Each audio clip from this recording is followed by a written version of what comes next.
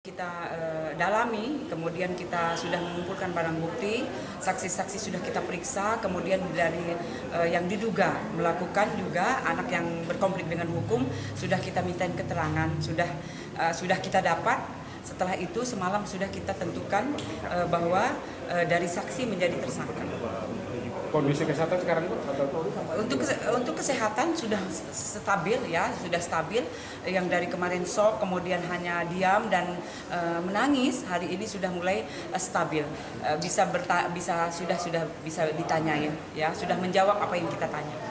Untuk motifnya hingga sini udah diketahui belum? Ya, untuk motifnya masih digali ya. Nanti setelah kita dapat pasti kita update.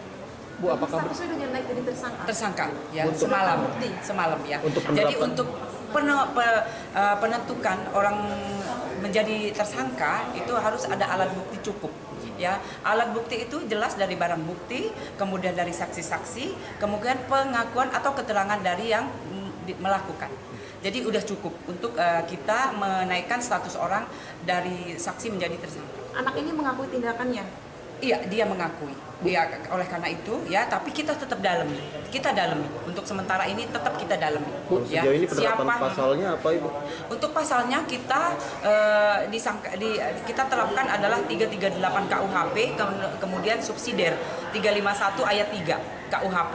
Lanjut dengan juga kita lapis dengan pasal 44 ya, ayat 2 dan 3 gitu, Undang-Undang KADRT. Bu, apakah benar itu anaknya karena ada tekanan dipaksa belajar dari orang tua? Ya, ini makanya masih didalami ya. Nanti setelah kita dapat motifnya yang jelas, pasti kita update. Bu, kalau kondisi dari ibu ini sendiri Bu yang dirawat di rumah sakit Fatmawati gimana Bu sekarang Bu?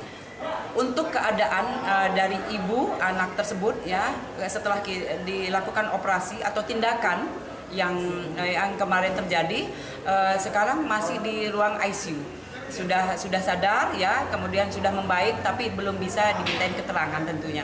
Mudah-mudahan kita doakan segera pulih dan kita bisa minta keterangan.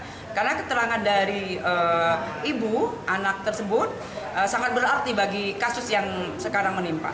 Bu, Ya. untuk saksi sendiri total yang diperiksa dalam kasus ini sudah berapa sih? Sudah 6 orang ya. Sekarang juga kita lagi meminta keterangan dari pihak sekolah.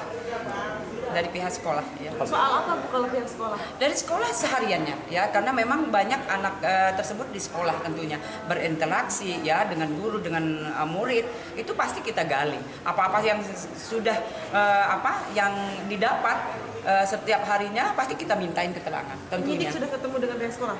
Sekarang lagi bersamsung ya, dari kepala sekolahnya, kemudian guru BP itu, kemudian juga guru kelasnya ada di atas, lagi dimintain keterangan atau ditanya kesehariannya dari anak yang berkonflik dengan hukum. Kita dalami, kemudian kita sudah mengumpulkan barang bukti, saksi-saksi sudah kita periksa, kemudian dari yang diduga melakukan juga anak yang berkonflik dengan hukum sudah kita mintain keterangan, sudah kita dapat. Setelah itu semalam sudah kita tentukan bahwa dari saksi menjadi tersangka. Kondisi kesehatan sekarang Bu? Untuk kesehatan sudah stabil ya, sudah stabil. Yang dari kemarin shock, kemudian hanya diam dan menangis, hari ini sudah mulai stabil. Sudah bisa ditanyain ya, sudah menjawab apa yang kita tanya. Untuk motifnya hingga sini udah diketahui belum? Ya, untuk motifnya masih digali ya. Nanti setelah kita dapat pasti kita update. Bu, apakah statusnya sudah naik jadi tersangka? Tersangka ya, Untuk semalam ya. Untuk Jadi penerapan. untuk penentukan orang menjadi tersangka itu harus ada alat bukti cukup ya. Alat bukti itu jelas dari barang bukti, kemudian dari saksi-saksi, kemudian pengakuan atau keterangan dari yang melakukan. Jadi udah cukup untuk kita menaikkan status orang dari saksi menjadi tersangka. Anak ini mengakui tindakannya? Iya, dia mengakui. Ya, oleh karena itu ya, tapi kita tetap dalami.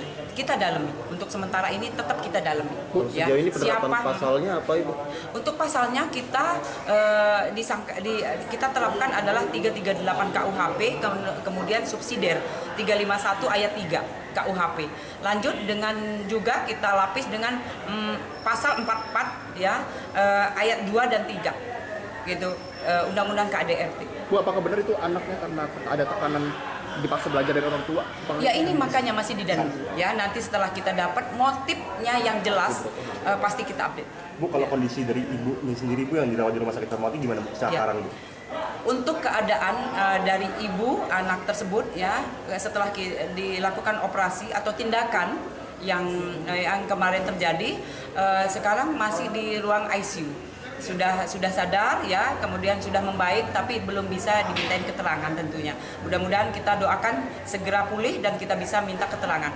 Karena keterangan dari ibu anak tersebut sangat berarti bagi kasus yang sekarang menimpa.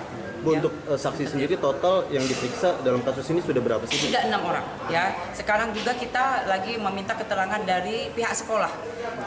Dari pihak sekolah ya. Soal apa Bu kalau pihak sekolah? Dari sekolah sehariannya ya, karena memang banyak anak tersebut di sekolah tentunya berinteraksi ya dengan guru, dengan murid, itu pasti kita gali. Apa-apa yang sudah yang didapat setiap harinya pasti kita mintain keterangan tentunya. Penyidik sudah ketemu dengan pihak sekolah? Sekarang lagi berlangsung ya, dari kepala sekolahnya, kemudian guru BP itu, kemudian juga guru kelasnya ada di atas, lagi dimintain keterangan atau ditanya kesehariannya dari anak yang berkonflik dengan hukum. Kita dalami, kemudian kita sudah mengumpulkan barang bukti, saksi-saksi sudah kita periksa, kemudian dari yang diduga melakukan juga anak yang berkonflik dengan hukum sudah kita mintain keterangan, sudah kita dapat. Setelah itu semalam sudah kita tentukan bahwa dari saksi menjadi tersangka. Kondisi kesehatan sekarang Bu? Untuk kesehatan sudah stabil ya, sudah stabil. Yang dari kemarin shock, kemudian hanya diam dan menangis, hari ini sudah mulai stabil. Sudah bisa ditanyain ya, sudah menjawab apa yang kita tanya. Untuk motifnya hingga sini udah diketahui belum? Ya untuk motifnya masih digali ya. Nanti setelah kita dapat pasti kita update. Bu, apakah Statusnya udah naik jadi tersangka? Tersangka ya, Untuk semalam ya. Untuk Jadi penerapan. untuk penentukan orang menjadi tersangka itu harus ada alat bukti cukup ya. Alat bukti itu jelas dari barang bukti, kemudian dari saksi-saksi, kemudian pengakuan atau keterangan dari yang melakukan. Jadi udah cukup untuk kita menaikkan status orang dari saksi menjadi tersangka. Anak ini mengakui tindakannya? Iya, dia mengakui. Ya, oleh karena itu ya, tapi kita tetap dalami. Kita dalami. Untuk sementara ini tetap kita dalami. Bu, sejauh ini penerapan pasalnya apa Ibu?